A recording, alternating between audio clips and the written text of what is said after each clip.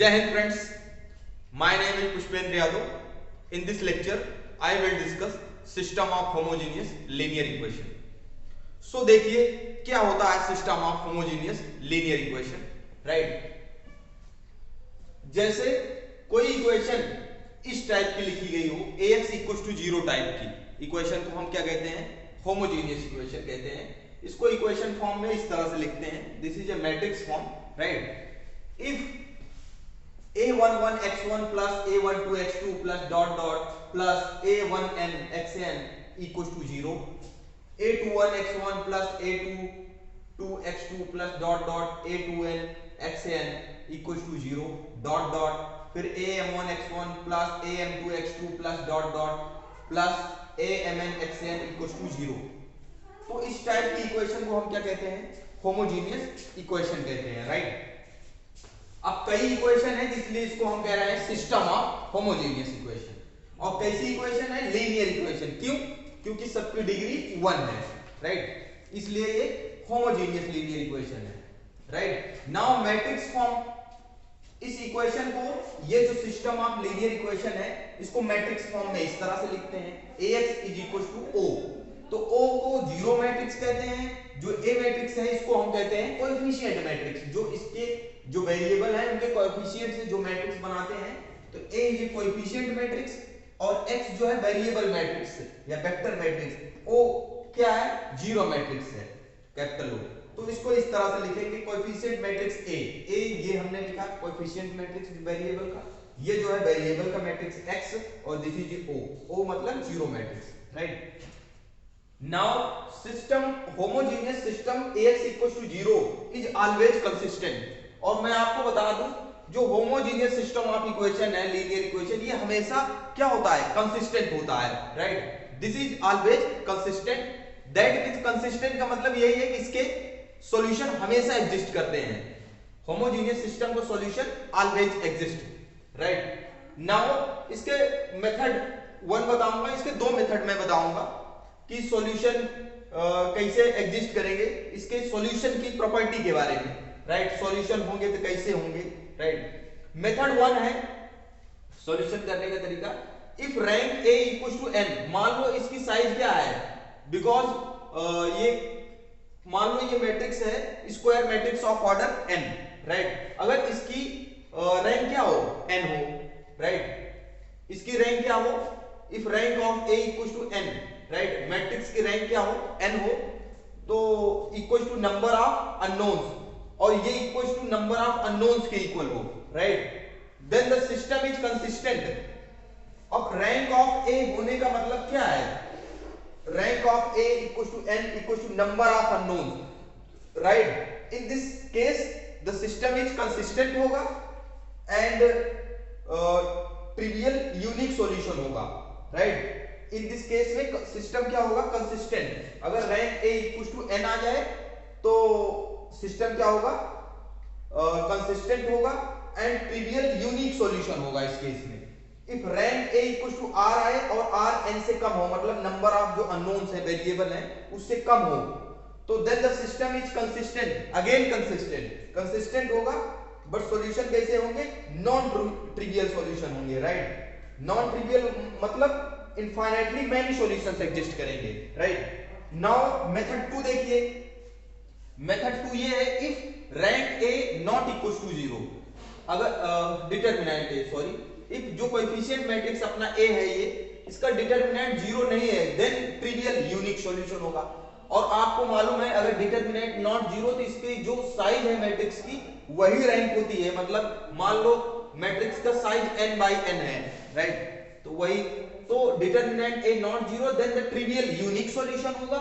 If determinant 0 होगा then non trivial का मतलब इनफाइनाइटली मेनी सॉल्यूशंस एग्जिस्ट करेंगे, राइट? नाउ वन प्रॉब्लम मैं डिस्कस करूंगा इस पे जिसके द्वारा आप फाइंड कर लोगे. और मैं एक चीज बता दूं, एलआई सॉल्यूशन नंबर ऑफ, जैसे रैंक ऑफ ए मैट्रिक्स है, इसकी रैंक r है, राइट?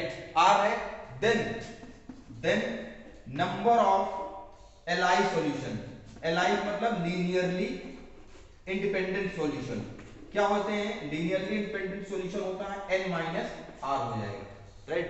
होमोजेनियस सिस्टम के पास कितना लीनियरली इंडिपेंडेंट सॉल्यूशन हो जाएगा, n माइनस आर हो जाएगा, राइट। और लीनियरली इंडिपेंडेंट सॉल्यूशन का मतलब जो सॉल्यूशन आएंगे वो किसी वेरिएबल के, मतलब लीनियरली इंडिपेंडेंट सॉल्यूशन होने का मतलब है right, n minus R linearly independent solution होने का मतलब है कि इतने अलग अलग वेक्टर आएंगे लीनियरली इंडिपेंडेंट, राइट।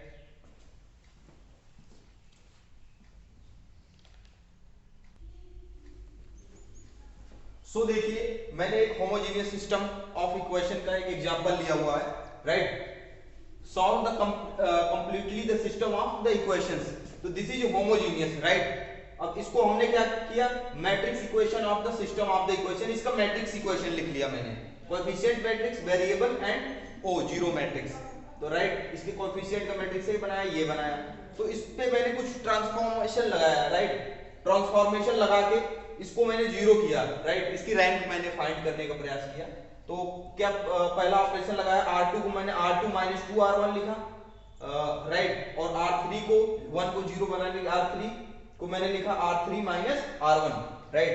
तो ये ट्रांसफॉर्म होकर दूसरा मैट्रिक्स आया, ये मैट्रिक्स बन गया। फिर से इसको इसमें ऑपरेशन लगा दिया R3 में, R3 को मैंने लिखा R3 माइनस 2R2, तो ये भी जीरो हो गया, राइट, ये भी जीरो बन गया, तो ये जीरो जीरो, तो this is a triangular matrix बन गया, right, upper triangular matrix. Now इसकी रैंक क्या हो जाएगी, जो number of her diagonal element में क्या है असाइन कर लेंगे, 1 पाइवट है 1 2, अब यहाँ पे नहीं है तो इसकी रैंक 2 हो जाएगी, राइट।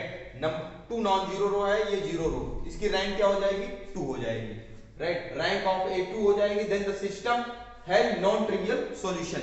मैंने क्या बताया था, अगर इसकी रैंक नंबर ऑफ वेरिएबल जो कि less than rank A equal to 2 which is less than number of variable, right, number of variables. अब नंबर ऑफ वेरिएबल से रैंक इसकी कम है मैट्रिक्स साइज से, तो सॉल्यूशन क्या होगा, non trivial. In this case solution is what, non trivial solution exist होगा।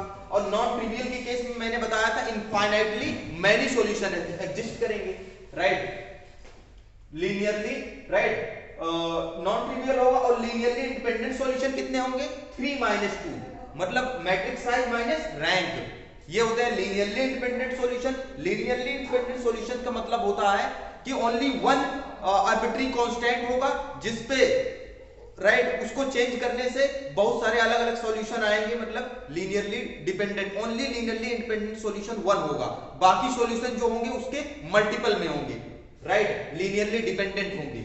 तो इसका मतलब है we choose one arbitrary value, right, one arbitrary constant का मतलब वन आर्बिट्री वैल्यू होगी, right, and other two variables expressed in arbitrary variable. जो arbitrary variable हम असाइन करेंगे उसके फॉर्म में अदर टू वेरिएबल है उसको एक्सप्रेस करेंगे, राइट। जैसे मैंने अब ऐसे भी कह सकते हैं this is a free variable, यहाँ का जो वेरिएबल होगा फ्री, इसके करस्पॉन्डिंग z, राइट, यहाँ तो कोई पाइवट नहीं है तो z को हम क्या मानते हैं पता है, z को c मान लेंगे, और c क्या है, आर्बिट्री एक नंबर है R3 के corresponding, right, R3 is free, right, free row है या जीरो रो है। तो फ्रॉम इक्वेशन से देखो, नाउ फ्रॉम इक्वेशन से तो हमने z को c मान लिया, और इस इक्वेशन से -7y, right, -7y plus 8z होगा, राइट, 8z की जगह पे मैंने c यूज कर दिया, इक्वल टू 0, राइट। तो y की वैल्यू यहां से क्या हो जाएगा, इसको उधर ले जाएंगे 8c/7 हो जाएगा। सिमिलरली अब इस वाले इक्वेशन से फर्स्ट रो से इसको सॉल्व किया तो क्या आ जाएगा, x + 3y - 2z = 0। तो यहाँ पे मुझे फाइंड करना है वैल्यू ऑफ x, राइट। अब इसको 3y को -2z को उधर ले गया तो ये -3y, y की वैल्यू मैंने यहाँ से रख दिया, राइट, और ये -2z है इधर आ जाएगा +2z हो जाएगा, और z की वैल्यू c असाइन किया है तो c इज आर्बिट्री नंबर। तो x की वैल्यू अपने को ये मिल जाएगी -10c/7 मिल जाएगा। Now x y z that means solution, this is a capital X, right, capital X जो है x y z, हम वैल्यू क्या आएगी c कॉमन हो जाएगा, -10/7 8/7 1, और c के मल्टीपल में, अब c की वैल्यू, अब c क्या है, c is arbitrary number, c belongs to R। अगर c रियल नंबर के अंदर है तो रियल नंबर की इनफाइनाइटली मेनी चॉइसेस है, अनकाउंटेबली, तो बहुत सारे कितने सी की जो भी वैल्यू अलग अलग वैल्यू लोगे तो इसी के मल्टीपल में सॉल्यूशन आते जाएंगे, सी के मल्टीपल में सॉल्यूशन आते जाएंगे तो सारे के सारे डिपेंडेंट आएंगे, only one linearly independent solution होगा। तो हम होमोजेनियस सिस्टम ऑफ इक्वेशन को इस तरह से सॉल्व करते हैं। आई होप आप बहुत अच्छा समझ पाए। नेक्स्ट लेक्चर में मैं एक आध दो प्रॉब्लम और डिस्कस करूंगा, right, then non homogeneous system of linear equation discuss करूंगा। सो नेक्स्ट लेक्चर में मिलते हैं, तब तक के लिए जय हिंद फ्रेंड्स।